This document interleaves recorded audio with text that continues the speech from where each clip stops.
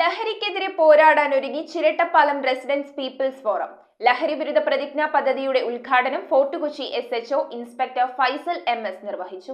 സമൂഹത്തിൽ വ്യാപകമായിക്കൊണ്ടിരിക്കുന്ന ലഹരിക്കെതിരെയാണ് ചിരട്ടപ്പാലം residence people's forum ലഹരി വിരുദ്ധ പ്രതിജ്ഞ സംഘടിപ്പിച്ചത്. Fort Kochi SHO inspector MS Faisal പരിപാടിയുടെ ഉദ്ഘാടനം നിർവഹിച്ചു. ഫോറം പ്രസിഡന്റ് മോളി ഫ്രാൻസിസ് അധ്യക്ഷത വഹിച്ച യോഗത്തിൽ സെക്രട്ടറി സുശാന്ത് KJ സ്വാഗതം ആശംസിച്ചു. അഡ്വൈസർ ഹാഷിം ഖാൻ ലഹരി വിരുദ്ധ പ്രതിജ്ഞ ചൊല്ലിക്കൊടുത്തു.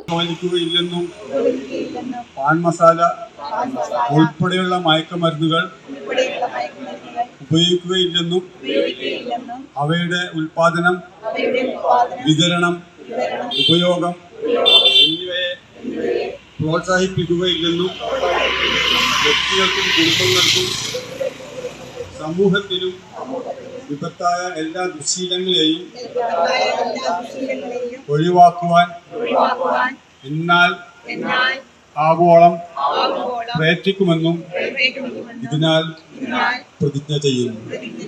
എഡ്രാക് കൊച്ചി മേഖലാ president IJ Jolly, secretary doctor Anoop Francis തുടങ്ങിയവർ ചടങ്ങിൽ മുഖ്യാതിഥികളായി. News bureau, Kochi.